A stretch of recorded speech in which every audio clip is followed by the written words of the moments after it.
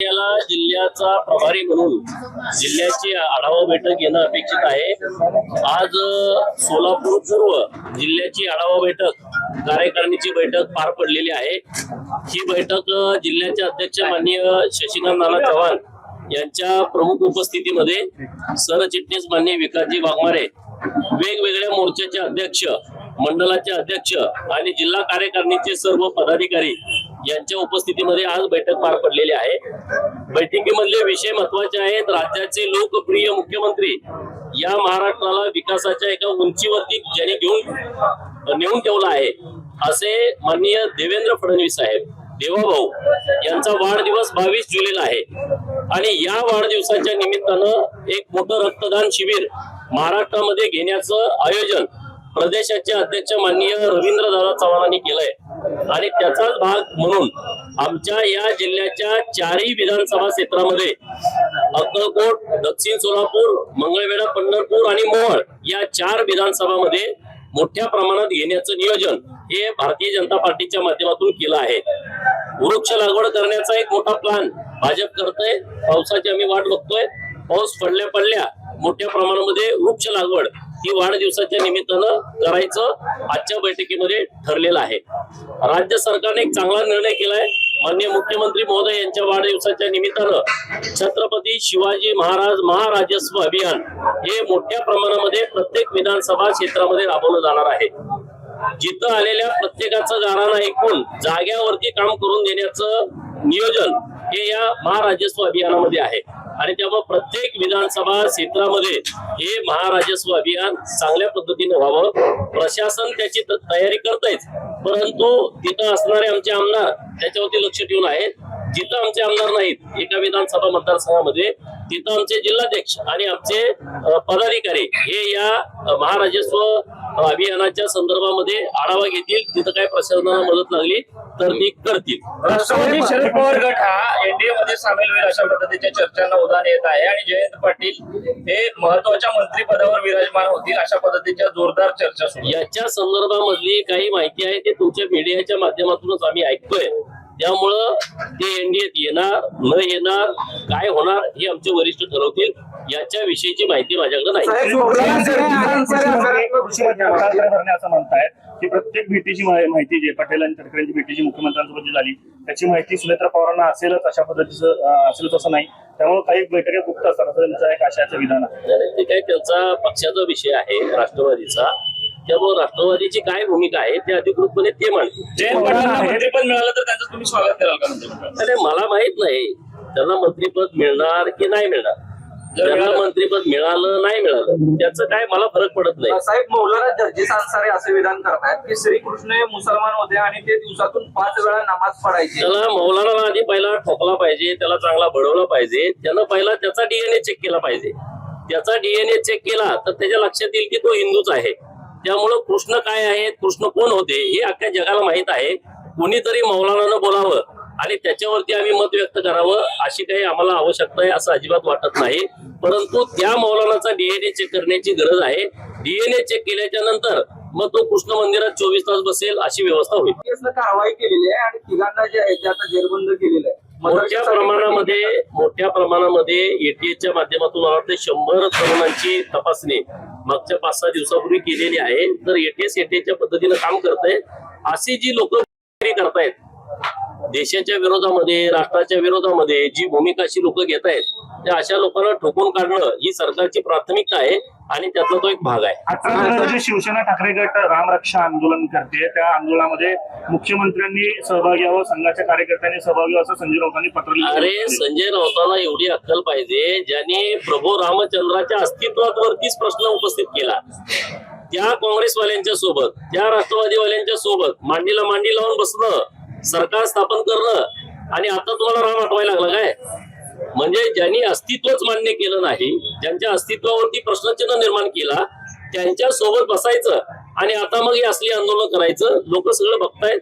लोकांना तुमची भूमिका काय आहे किंवा प्रभू रामचंद्राच्या बद्दलची तुमची बदललेली भूमिका ही लोकांनी अनुभवलेली आहे। त्यामुळे राऊत काय बोलतायत ह्याला फार काही महत्व आहे असं मला वाटत नाही. शिक्षण मंत्री धर्मेंद्र प्रधान यांनी राजीनामा द्यावा यासाठी जंतर मंतरवर गेल्या 18 दिवसापासून अन्नत्याग आंदोलन जे आहे ते सामाजिक कार्यकर्ते सोनम वांगचूक करतायत. त्यांची प्रकृती जी आहे ती खालावत चाललेली आहे. कुणी काय आंदोलन करावं, लोकशाहीनं प्रत्येकाला अधिकार दिलाय. कुणी उपोषण करावं, कुणी मोर्चे करावं, कुणी जेल भरून करावं, हे प्रत्येकाला अधिकार दिलेला आहे. त्या अधिकारातून ते आंदोलन करत असतील, वरिष्ठ त्याबद्दलची दखल घेतील. आमिर खान 3 लग्न केलेले आहेत, मात्र जे अयोध्येतील एक पीठाधीश आहेत त्यांनी असा फरमान काढलेला आहे की जो आमिर खानना मारे त्याला 5 कोटी रुपयाचा इनाम. कोणी पीठासन अधिकाऱ्याने पण मुळामध्ये राग येणारीच बाब आहे. आमिर खानने 3 लग्न केली आणि तिन्ही हिंदू महिलांच्या सोबतच केलेले आहेत. म्हणजे आमिर खानचा जो अजेंडा आहे तो अजेंडा ठरवून चाललेला आहे. परवा आमचे माननीय मंत्री नितेश राणे साहेब बोलले की लव्ह जिहादचे ब्रँड अम्बॅसिडर आहेत आणि तसाच हा प्रकार आहे. म्हणजे काही लोक यांना फॉलो करतात, तर त्या लोकांनी अशा पद्धतीनं करावं अशी त्यांची एकंदरीत भावना दिसते. आणि त्यामुळं याबद्दल हिंदू धर्मीयांच्या मध्ये मोठ्या प्रमाणात राग या संदर्भात मध्ये उत्पन्न झालेला आहे. त्यामुळे लोक अशा पद्धतीनं त्यांच्या भूमिका मांडत राज आहेत. ठाकरेंनी देखील उपस्थिती दर्शवलेली हा योगायोग म्हणावा का? नाही, ते त्यांना जाऊन विचारा. योगायोग होता की ते आवर्जून गेले होते, ते मी कसं सांगू. विधान परिषदेचे उपसभापती आहेत सचिन आहेत, त्यांना बंगल्याऐवजी फ्लॅट दिलाय. त्यामुळे महायुतीमध्ये आता कुठेतरी वादाची खिंडी जी आहे ती पडताना दिसते. बंगल्यावर शासकीय भवनाची वाद नाही नाही, हे काय करतील आमचे ज्यांच्याकडे हा अधिकार आहे ते करत राहते. आता आम्हाला आमदार निवास राहिला नाही म्हणून काय आता म्हणून आमदार निवास पाडल्यामुळं असे असंख्य आमदार आहेत की ज्यांना स्वतःला आमदार निवास नाही. कार्यकर्त्याला तर आमची वेळ चालू होते. आता पर्याय नाही ना, सुविधा तयार करणं काम सुरू आहे. तर कुणाला बंगला द्यायचं, कुणाला फ्लॅट द्यायचा, आता त्या रचनेनुसार बघतील कशी उपलब्ध आहे. तो काय एवढा मोठा विषय नाही. वारीचे दिवस आपण वारीच्या काळात आलेला आहात, पण व्हीआयपी दर्शन प्रशासनानं बंद केल्या पालकमंत्र्यांच्या सांगण्यावर. पण प्रतापराव पाटील चिखलीकर असतील किंवा अन्य काही लोक आता व्हीआयपी दर्शन घेतलं जात आहेत, नाराजी व्यक्त करतायत. मुख्यमंत्र्यांनी पण नाराजी व्यक्त केली की आम्हाला व्हीआयपी दर्शन घेऊ दिलं नाही म्हणून. नाही, नाराजी व्यक्त केली नाही. मी त्यांची बॅट बघितलेली आहे आणि त्यांनी असंही सांगितलं की आमदारांच्या सोबत दर्शनासाठी सोडायची व्यवस्था केलेली आहे. आता शेवटी जास्त व्हीआयपी वातावरण नको आणि म्हणून जर प्रशासनाने एखादा निर्णय घेतला असेल तर आपण प्रशासनाच्या सोबत राहिलं पाहिजे. वारीमध्ये खूप लाखो लोक असतात आणि वारकरी 18 तास, 20 तास, 30 तास हे लाईन मध्ये उभा असतात दर्शन घेण्यासाठी. त्यामुळे काय असं काय कुणी काय एवढं जास्त 92 लाख लाडक्या बहिणींचं नाव वगळण्यात आलेलं आहे. कुठेतरी भाजप वगळण्यात आलेलं नाही. नीट विषय समजून घेतला पाहिजे. त्यांनी काही चुकीची माहिती दिली आहे, ज्यांनी केवायसी दिलेली नाही, कोणी नोकरी करतंय, कोणाच्या उत्पन्नाचे सोर्स मोठे आहेत, अशा लोकांची वगळलेले आहेत. जर चुकून लाभार्थी आहे त्या निकषामध्ये बसतंय तर त्यांना केवायसी घेऊन त्यांचं सुद्धा नाव यामध्ये घेतलं जाईल. कोणी असा गैरसमज करण्याची आवश्यकता नाही. महाराष्ट्रात सध्या आरक्षण उपवर्गीकरणाचा मुद्दा खूप गाजताना दिसत आहे. एका बाजूला आरक्षण उपवर्गीकरण व्हावं यासाठी मोर्चे निघतायत, दुसऱ्या बाजूला आरक्षण उपवर्गीकरणाच्या विरोधात मोर्चे निघतायत. या संदर्भामध्ये राज्याचे मुख्यमंत्री यांनी अत्यंत स्पष्टपणे संकेत दिलेले आहेत की उपवर्गीकरण करावं अशी जी काही लोक बाजू मांडतायत किंवा उपवर्गीकरण करू नका अशी जी लोक बाजू मांडतायत, या सर्वांना विश्वासात घेऊन पुढे निर्णय घेतला जाईल. आपली सत्ता असताना त्याचं जे काम माहिती दिलं होतं, आता घोटाळा झाला हे मी पहिल्यांदा तुमच्याकडून ऐकलं, तर मी माननीय कुलगुरू सरांशी बोलून घेतो की नेमकी तिथं काय अडचण आहे. परंतु स्मारकाचं काम झालंय अशा पद्धतीचा त्यांचा मला फोन आला होता 2-3 वेळा आणि त्याचं उद्घाटन घ्यायचं आहे. तर त्यामध्ये तुम्ही काय आता भूमिका मांडली आहे ती मी नीट माहिती करून घेतो आणि त्याच्यावरती बोलतो. ज्या पद्धतीनं ते संत गतीनं काम सुरू असं म्हणताय, शर्मांडेंनी परवा सगळ्या अधिकाऱ्यांवरती सुपूर्दी यायची प्रार्थना केली. इतकं वर्ष काम लांबतंय. स्मारक समितीची बैठक होती, तिथं काय जर निधी कमी असेल तर सरकार उपलब्ध करून देईल. मी त्याचा पाठपुरावा करेन, काही अडचण नाही. कुठलाही निधी अहिल्या देवींच्या स्मारकासाठी कमी पडणार नाही.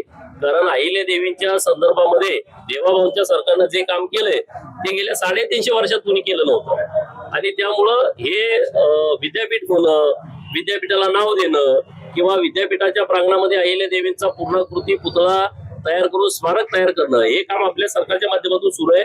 जर तिथं काही निधीची कमतरता असेल तर आम्ही निधी उपलब्ध करून देऊ, काही अडचण नाही. सोमवार तुमच्या अवकाशाला पाठिंबा द्यावा असं ट्विट द्यायचे रोहित पवार यांनी काय सांगितलं? रोहित पवारला आता दुसरा धंदाच उरला नाही.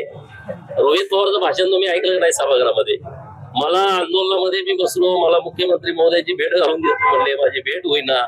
मला तिकडं समितीकडे जावं म्हणले, तिथं गेलो तर समितीची मुदत संपली म्हणले. आणि माननीय मुख्यमंत्री महोदयांना आम्ही सगळे सत्ताधारी आमदार भेटलो. माननीय मुख्यमंत्री महोदयांनी सभागृहात घोषणा केली आणि हे परत म्हणायला लागले माझ्यामुळेच झालं. त्यामुळे आता काही सिरियस तुम्ही घेऊ नका हे प्रकरण. अर्थखात्यावरून राष्ट्रवादी ठाम आहे. राष्ट्रवादीच्या कार्यकर्त्यांनी किंवा नेत्यांकडून वारंवार सांगितलं जातं की अर्थखात्यावर कुणाचाही अधिकार नाही, तो आमचा राष्ट्रवादीचा अधिकार आहे. आता देखील माननीय मुख्यमंत्री महोदय अत्यंत सक्षम मुख्यमंत्री आपल्या महाराष्ट्राला मिळालेले आहेत. त्यामुळे ते सगळे काळजी घेतील. आपण चिंता करण्याची काहीच आवश्यकता नाही. जयंत पाटील अर्थमंत्री होतील अशी चर्चा खूप चालू आहे. तुम्हाला जयंत पाटलाची खूप काळजी लागली. तर माननीय मुख्यमंत्री महोदय त्यामुळं काहीतरी त्यांना आधार मिळेल तुमच्या आजच्या बोलण्याला. आजची जबाबदारी त्याला शांत लागेल. चला. महाराष्ट्रातील ताज्या बातम्यांसाठी बघत रहा टाइम्स टुडे टीव्ही. सोबतच शेअर करा, सबस्क्राईब करा आणि बेल आयकॉन प्रेस करा.